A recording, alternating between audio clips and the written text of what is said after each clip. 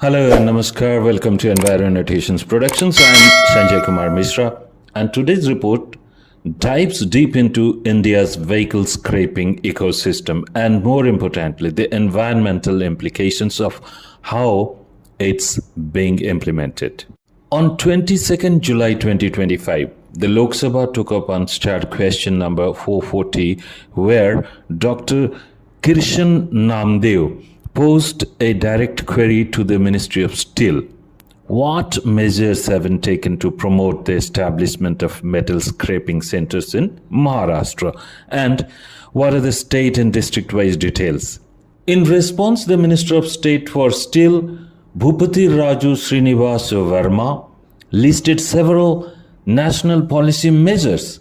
The Steel Scrap Recycling Policy 2019, providing coordination for ferrous scrap recycling, the Vehicle Scrapping Policy by MORTH, creating an incentive-driven, please note, incentive-driven system to phase out unfit vehicles. The Hazardous and Other Wastes Rule 2016 for safe handling and disposal of scrap and waste, and the newly introduced Environment Protection End of Life Vehicles Rules 2025, mandating the extended producer responsibility EPR for vehicle manufacturers to meet annual scrapping targets. Let's rewind a bit.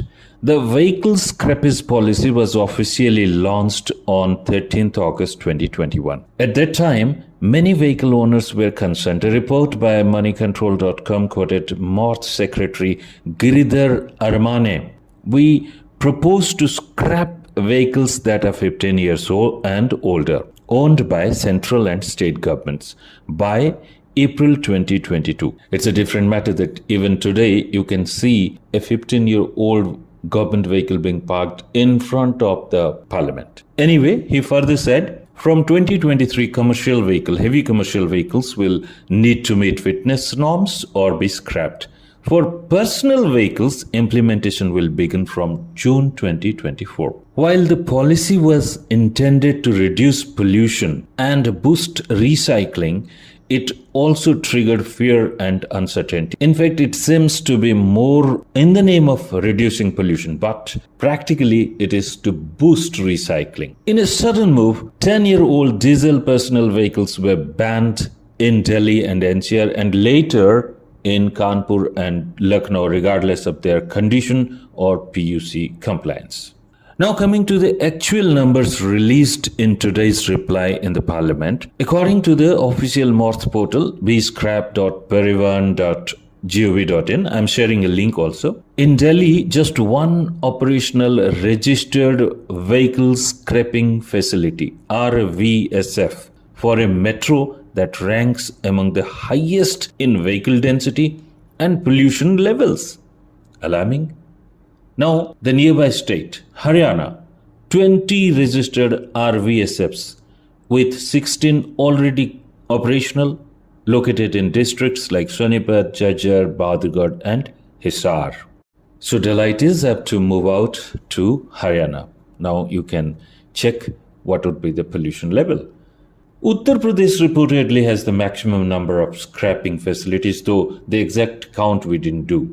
Maharashtra has got 8 RVSFs, and with my own personal interest, Odisha, I checked, only 2 centers located in Khordha, which is the Khordha is a district under which Bhubaneswar falls, the capital city, and Jajpur, only 2. So, if a person from Balangir or Kalahandi, Nuapada, Koraput, Sundargarh or any such districts need to avail this RVSF, then one has to move all together at least 300 kilometers, at least 300 or maybe 350 kilometers. Previously, the MORTH minister had stated that 96,980, it was in July 2024, 96,980 vehicles were scrapped through these RVSFs. However, there was still no transparency on how many vehicles were forcibly phased out and which categories were they belonged to. This is significant, especially when diesel vehicles older than 10 years are banned irrespective of their actual pollution levels, while industries are allowed to operate as long as their emissions are within prescribed norms. And now, where is the environmental science? This is where the policy framework seriously lacks environmental depth. Despite detailed rules and EPR obligations, we are still not addressing the core environmental risks. There is no environmental impact assessment, no life cycle assessment, no district level pollution tracking or public discourses. Consider the entire chain of vehicle scrapping, from transport to depollution to recycling.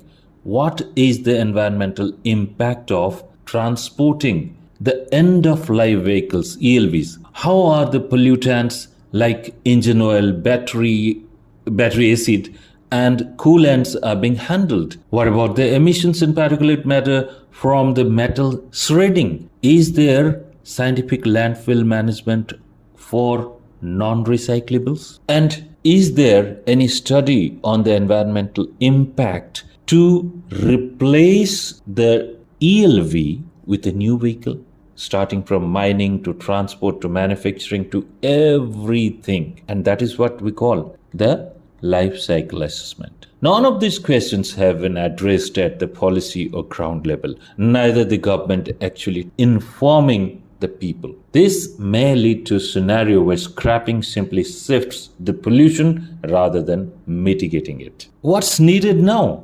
To make ELV scrapping truly circular and sustainable, India needs scientific depollution protocols at every stage: transport, dismantling, and storage.